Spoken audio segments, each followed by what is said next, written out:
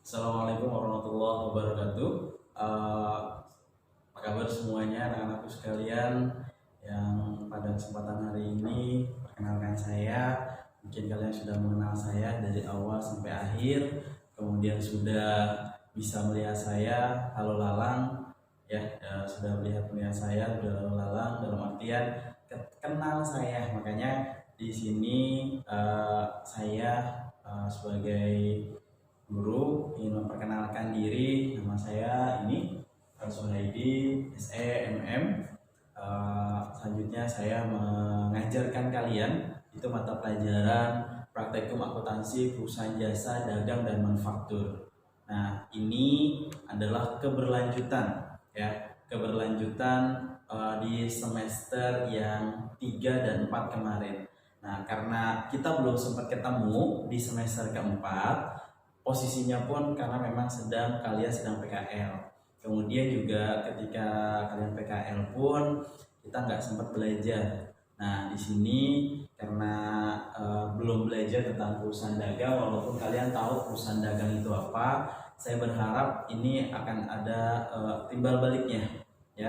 Saya berharap ada timbal baliknya dalam artian kita sama-sama mengulang di semester 3 dan 4. Karena harusnya semester 4 itu kita sudah masuk dalam perusahaan dagang, ya, perusahaan dagang. Nah, perusahaan dagang sebenarnya sudah ada pun di kelas 10, ya, tapi tetap sama, perusahaan dagang hanya membedakan, ya. Kalau di perusahaan jasa kita kemarin belajar tentang jurnal, ya kan? Kita belajar tentang jurnal, kemudian rekapitulasi, kemudian bagaimana memposting buku besar, buku teks sederhana, kemudian skontrol, kemudian 3 kolom, kemudian 4 kolom, itu kan kalian sudah dapatkan. Nah, di dalam perusahaan dagang ini kita tetap sama akan ketemu dengan yang namanya jurnal. Ya, ini sebagai singkatan saja, sebagai pengetahuan kalian, di dalam perusahaan dagang itu berbeda dengan perusahaan jasa. Nah, di perusahaan jasa setiap transaksi akan masuk ke dalam yang namanya jurnal umum. Nah, kan kalian tahu nih jurnal umum. Nah, kalau di dalam perusahaan dagang ini akan masuk kemana? Ke dalam 5 jurnal, ya. Ke dalam 5 jurnal. Apa aja jurnalnya? Itu ada cash receipt jurnal, cash payment jurnal, purchase jurnal, kemudian sales jurnal, dan general jurnal. Itu yang akan kita bahas. Apa sih kok Pak bahasa Inggris bentuknya? Nah, yang pertama kita gunakan di dalam perusahaan dagang, mengulas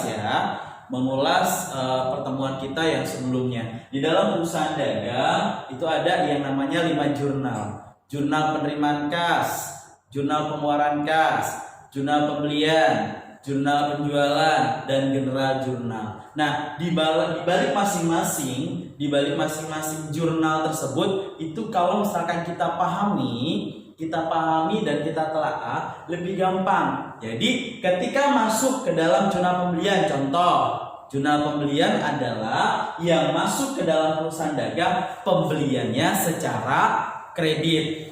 Gitu. Kita sudah belajar bagaimana jurnal pembelian. Nah, jurnal pembelian itu adalah jurnal pembelian yang secara kredit, transaksinya adalah pembelian secara kredit. Kemudian ada lagi jurnal penjualan. Nah, jurnal penjualan adalah setiap kita jual bentuknya adalah ada yang berkaitan dengan penjualan secara kredit. Kemudian ada jurnal penerimaan kas.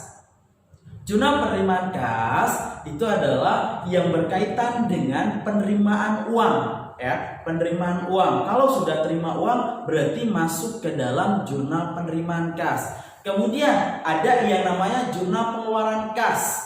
Jurnal pengeluaran kas berarti berkaitan dengan pengeluaran uang.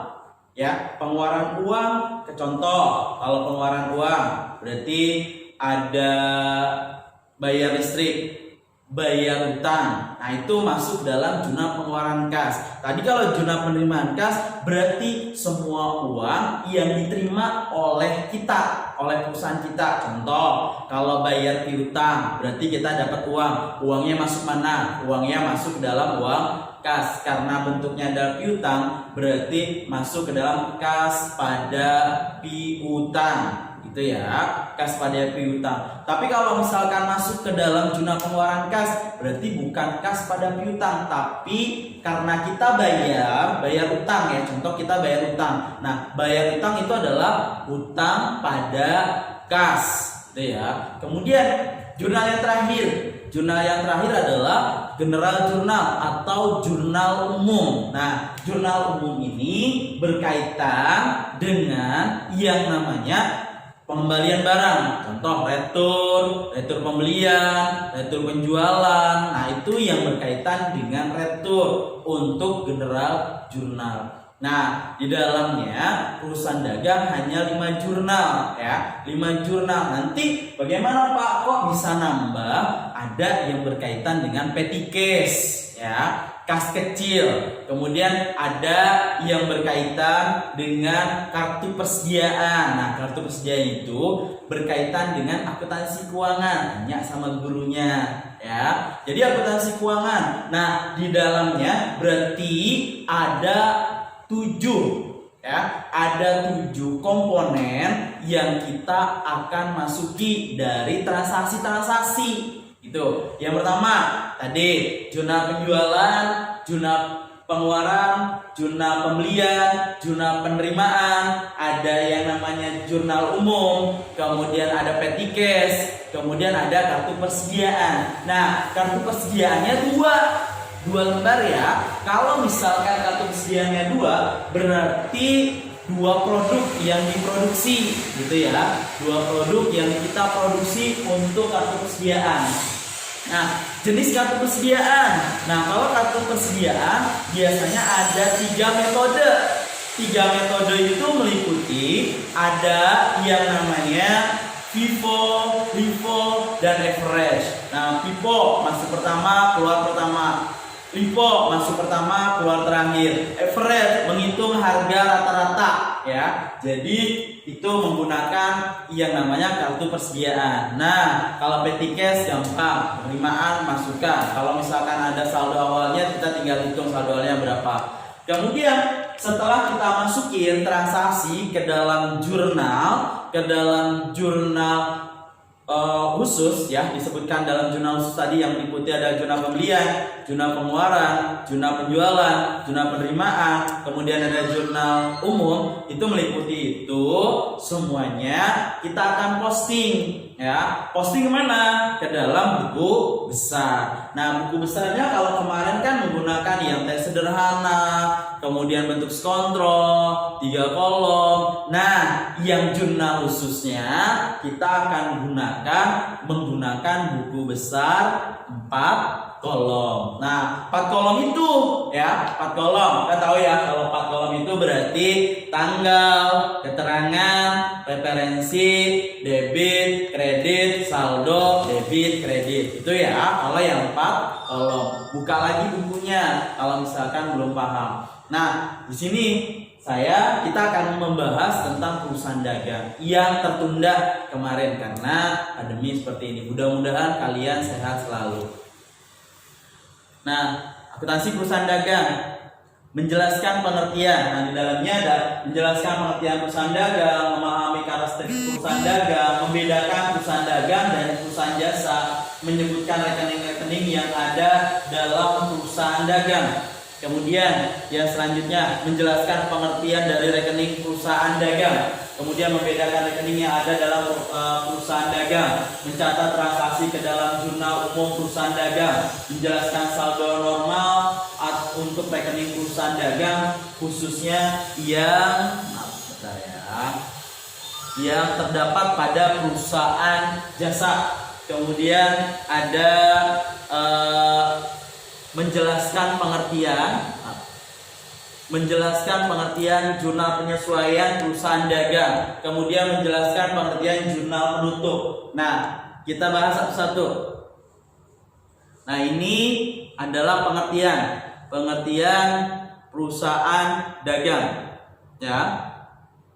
Nah, definisi perusahaan dagang. Perusahaan dagang yaitu perusahaan yang membeli barang dagang untuk tujuan menjualnya kembali tanpa mengubah bentuk atau sifat barang secara berarti. Ya, jadi kalau misalkan contoh paling mudah ya, contoh paling mudah adalah material. Berarti kan material membeli kepada distributor, kemudian distributor mengirim ke material tersebut. Dia tidak akan merubah sedikit pun. Contoh paku ya tajam aja, gitu ya.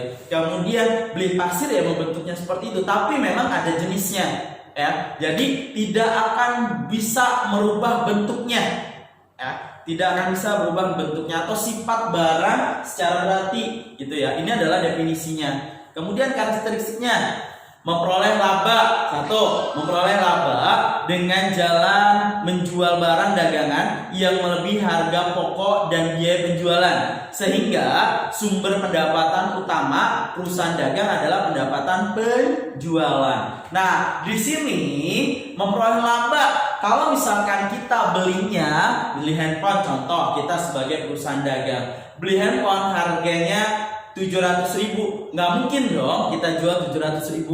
Kita pengen punya dapat keuntungan. Nah, keuntungannya itu adalah buat kita. Nah, itu adalah labanya. Kemudian membeli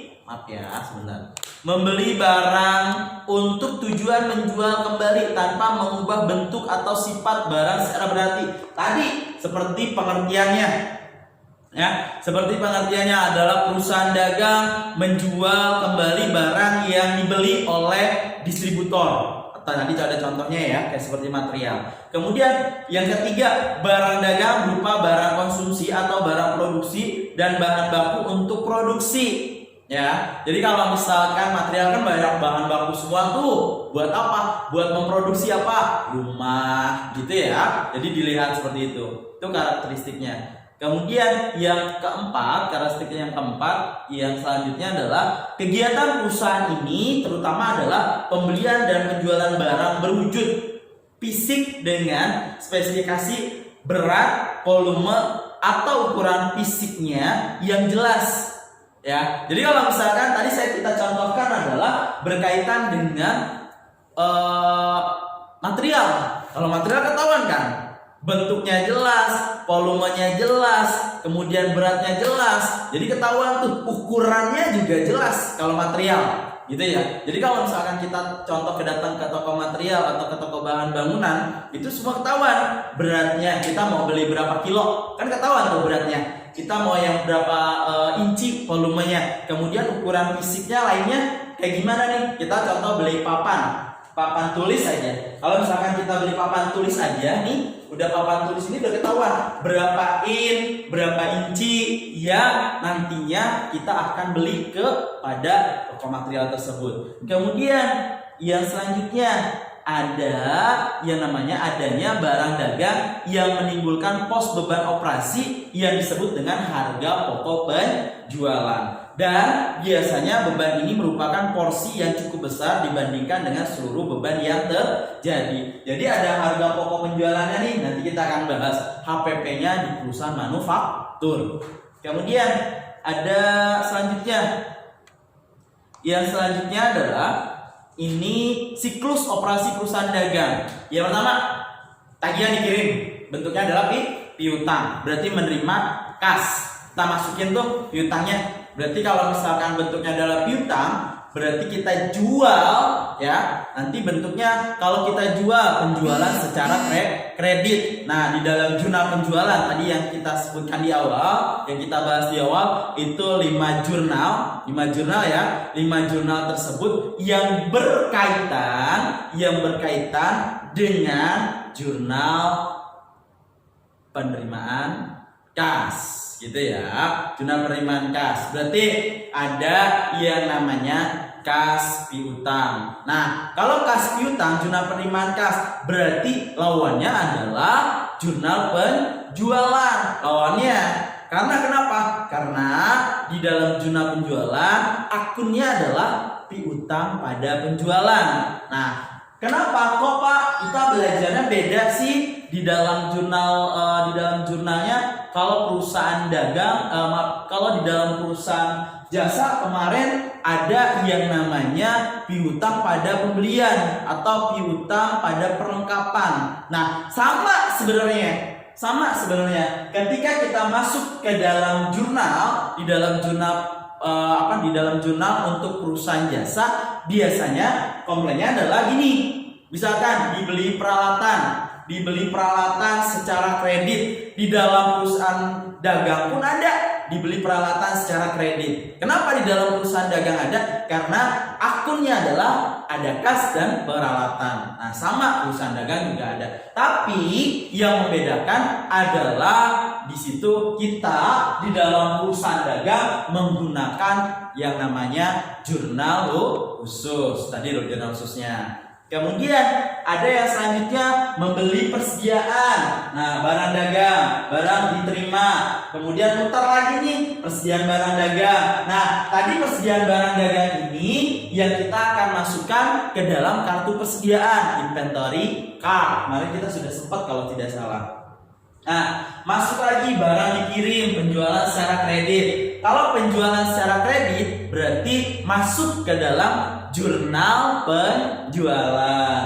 Kemudian ada penagihan piutang. Nah, balik lagi, ini akan selalu berputar, gitu ya. Ini akan selalu berputar untuk karakteristik perusahaan dagang. Nah, kita lanjut. Lanjutnya, nah kelihatan nggak ya? Nah, kelihatan ya.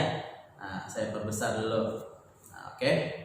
Terus, ya, nggak kelihatan ya, masih ya. Ya ini harus, aduh masih gede. Terus apa-apa deh. Nanti secara realnya saya kasih gambarannya. Oke, ini adalah yang namanya perbedaan perusahaan dagang dan perusahaan jasa. Nah, perusahaan jasa ya, perusahaan jasa. Nah, ini perbedaannya nih. Yang pertama, keterangan. Ada perusahaan dagang, ada perusahaan jasa. Kemudian keterangannya ada akun dalam laporan keuangan. Akunnya wujud. Ini ada keterangan ya, wujud barang. Nah, perusahaan dagang adalah berwujud fisik. Ya, berwujud fisik. Kenapa? Karena kok Pak bisa bertemu dengan berwujud fisik? Kalau misalkan kita beli papan tulis, kemudian kita beli handphone, kita beli komputer, itu ada wujudnya. Ya, kalau perusahaan dagang berarti wujudnya adalah fisik.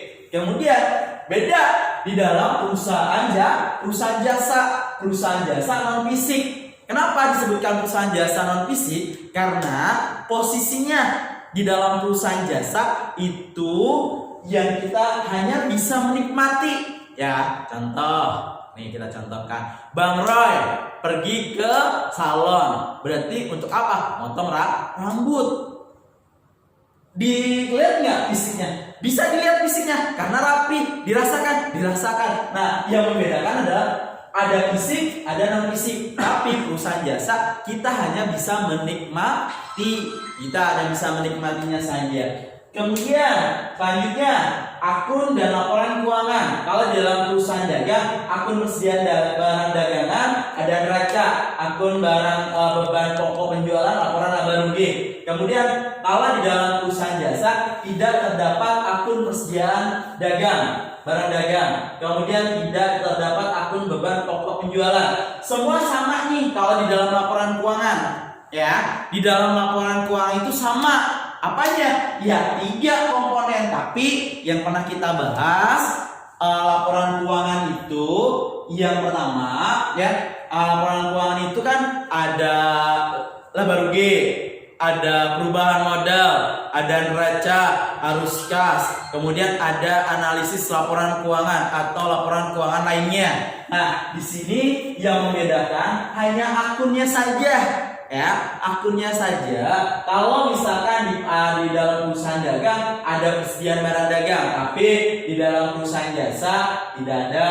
Kemudian akun beban pokok penjualan di perusahaan dagang ada, di dalam perusahaan jasa tidak ada. Nah, bentuknya gimana Pak? Untuk perusahaan laporan laba rugi, perubahan modal, neraca sama, tidak ada bedanya. Nah, kalau di dalam laporan laba rugi ya. Kalau di dalam laporan laba rugi yang membedakan hanya biasanya kita membuat laporan laba rugi aja.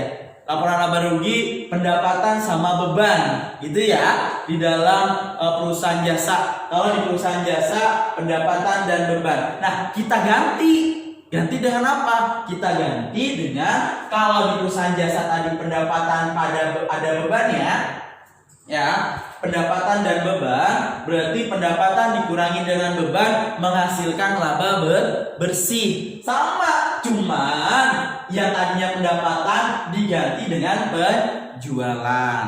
Itu ya, diganti dengan penjualan nih. Dijual barang dagang walaupun bentuknya piutang tetap masuk dalam penjualan. Nah, itu akan masuk dalam penjualan di dalam laporan laba rugi. Ya, laporan laba rugi perubahan modal tetap sama, modal awal dikurangi laba bersih, kemudian dikurangi dengan freight gitu ya. Laba bersih dikurang dengan freight tambah modal awal, nanti akan jadi perubahan modal, sama bentuknya. Kemudian neraca juga sama, ada pasifa, ada aktiva, ada pasifa kanan kirinya. Tapi ada yang membedakan, ini tidak ada di dalam perusahaan jasa gitu ya. Itu yang untuk perbedaan. Kemudian kita lanjut. Ini yang selanjutnya, kegiatan utama. Kegiatan utama membeli dan menjual barang dagangan dari pemasok.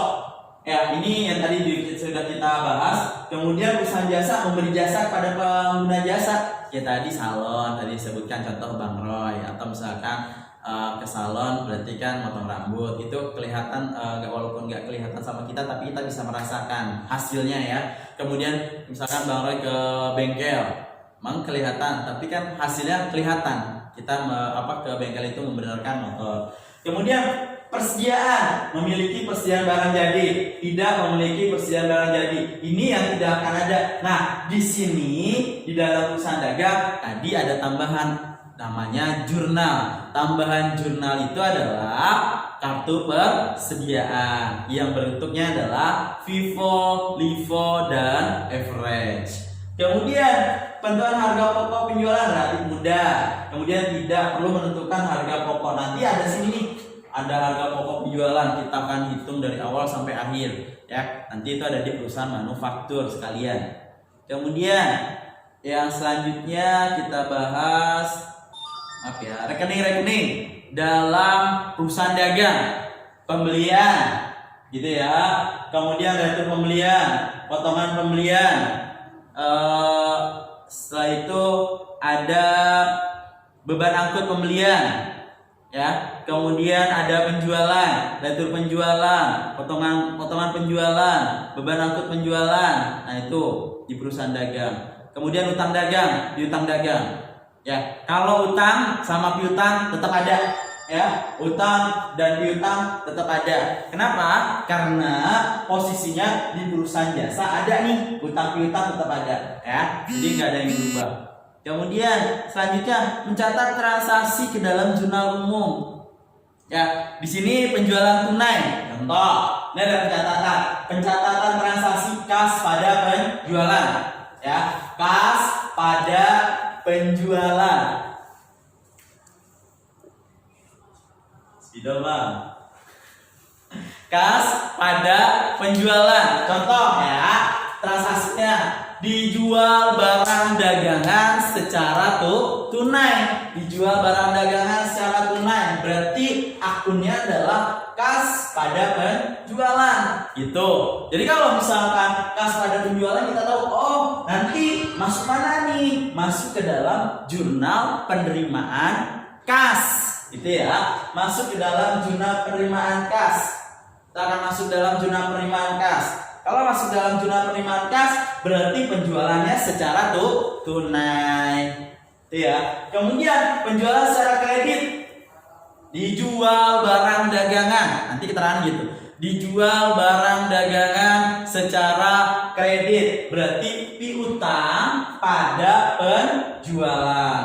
Itu ada nanti. Di mana adanya? Letaknya posisinya di sini ya, di dalam jurnal penjualan. Ini ada jurnal penjualan ya. Jadi kalau misalkan ada tadi ya, ada yang namanya jurnal penjualan. Kemudian ada yang namanya jurnal pembelian. Kemudian ada yang namanya jurnal penerimaan. Ini penerimaan kas. Kemudian ada yang namanya jurnal pengeluaran kas. Kemudian tadi ini ada jurnal umum. Nah, jurnal umum ini nih yang nanti kita akan masukin. Nah, ini tambah lagi karena di dalam perusahaan dagang kita akan munculkan, karena ada persediaan, nanti akan munculkan kartu persediaan. Kemudian muncul lagi yang ada itu kas kecil. Ini buku kas kecil ya, ini buku kas kecil. Nah, ada 7 yang kita akan bahas. Nah, kartu persediaannya itu dibuatkan 2 lembar. Metodenya 3 ya. Metodenya ada FIFO, LIFO, dan rata-rata. Nah, metodenya ada 3 nih. Nah, ini berarti yang tadi ya kita bahas penjualan secara tunai, transaksi ke dalam jurnal umum. Kalau jurnal umumnya seperti ini. Tapi kalau masuk ke dalam jurnal yang khusus berarti akan masuk dalam jurnal penerimaan kas. Kemudian penjualan kredit berarti masuk dalam jurnal penjualan. Kemudian ketika pencatatan potongan penjualan nanti akan masuk ke dalam jurnal penerimaan kas, gitu ya. Jadi itu yang akan terus yang selalu berputar tuh yang 6-7 jurnal seperti itu. Nah, kemudian tadi udah ada potongan, kemudian retur. Nah, retur penjualan,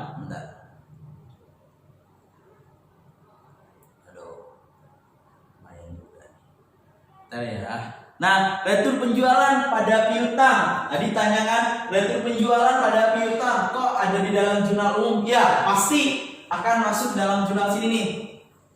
Ya, setiap retur itu akan masuk ke dalam jurnal umum.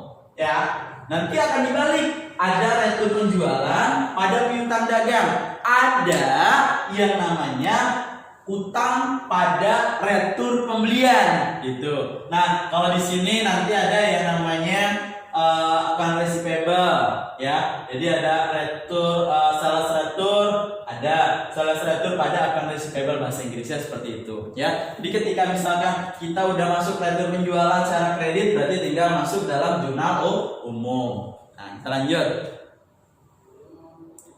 Kita lanjutkan dengan ada retur penjualan kredit. Nah, ini ya, bisa ada retur penjualan pada kas. Nanti kita akan masukkan sales retur pada cash in bank. Itu ya, sales retur pada cash in bank. Kalau digunakan untuk retur masuk mana Pak? Masuknya ke dalam jurnal umum nih, masuk dalam jurnal umum. Itu yang akan kita masukkan ke dalam sana. Kemudian ada yang selanjutnya adalah pembelian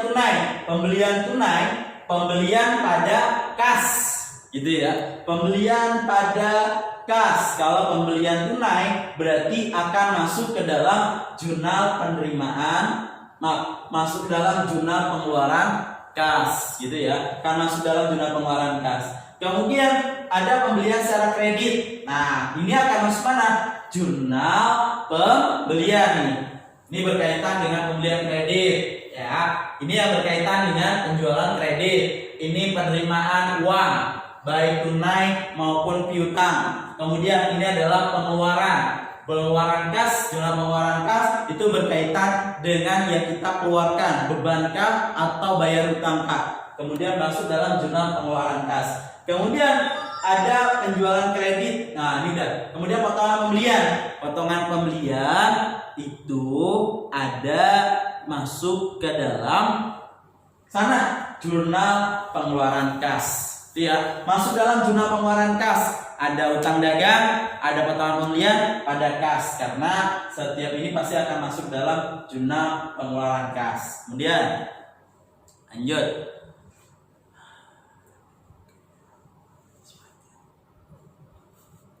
mencatat transaksi buku jurnal. Ya, buku jurnal utang tadi udah ya, kita sudah bahas. Ini akan masuk ke dalam jurnal umum. Di dalamnya ada utang dagang pada retur pembelian, berarti account payable pada purchase retur gitu ya. Jadi ada account payable pada purchase retur, kemudian cash in bank pada purchase retur. Ini adalah retur pembelian secara tunai, nanti bisa masuk ke dalam sana. Kemudian ada beban angkut. Ya, beban angkutnya pembelian beban angkut pada utang dagang, masuk dalam jurnal pengeluaran kas gitu ya. Setiap utang aja, setiap utang ya, jangan ditambahin K ya. Kalau ditambahin K ntar pikiran jelek gitu ya. Pelunasan utang dagang masuk dalam jurnal pengeluaran kas gitu ya. Kemudian ada penyetoran uang tunai dan barang dagangan ke modal.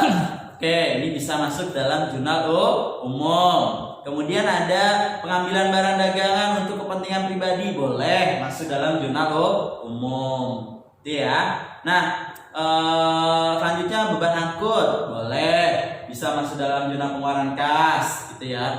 Kemudian selanjutnya ini rumus, ya. Tuh rumusnya, saldo normal rekening perusahaan dagang.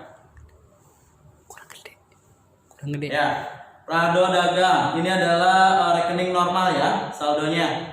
Nah, ini adalah rekeningnya nih. Oke, di sini sama nih yang kita bahas. Oke, masih ingat nggak nih? Masih ingat nggak? Harta, hutang, modal, pendapatan, beban itu ya, yang menggunakan 5 jari. Awas lupa. Ingat, awas lupa. Harta, hutang, modal, pendapatan, beban. Paling kecil nih, paling kecil adalah beban, kelingking ya. Awas lupa. Kelingking paling kecil tapi tanggungannya paling besar. Itu adalah beban. Bayar listrik jadi beban, bayar air jadi beban, bayar telepon jadi beban, bayar gaji jadi beban. Nah, itu paling kecil. Frame sudah tahu, bukan tipe ya. Gak enak nyebutnya pripe, Frame gitu ya. Frame ini pengambilan uang untuk keperluan pribadi. Nah, itu ada bertambah debit, kemudian berkurang kredit. Jadi seperti itu. Sama seperti rumusnya persamaan dasar akuntansi gitu ya. Oke, kita lanjut.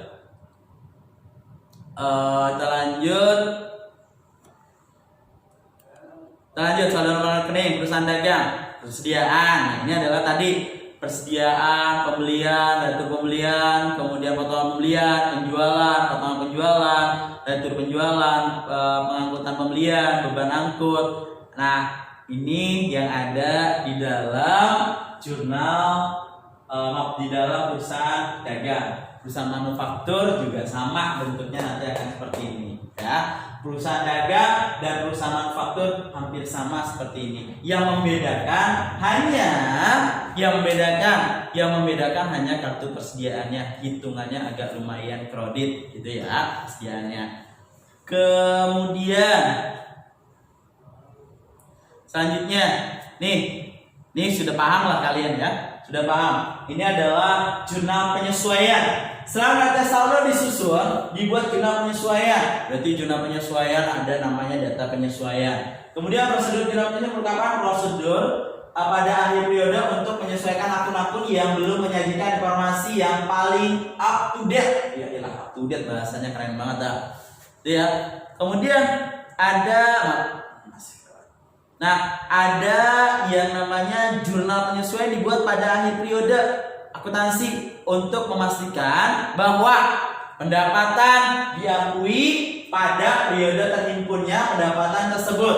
Yang kedua, beban diakui pada periode terjadinya. Ada pendapatan yang diterima di muka, ada pendapatan yang masih harus diterima. Kemudian ada beban penyusutan, ya. Jangan lupa ada beban penyusutan di sini nih, ya. Beban penyusutannya yang akan muncul. Pendapatan diterima di muka, pendapatan yang masih harus dibayar, gitu ya. Kemudian ini pendapatan sewa biasanya. Ini kalian sudah paham, tapi kalau kita ketemu nanti dijelaskan ulang. Selanjutnya ada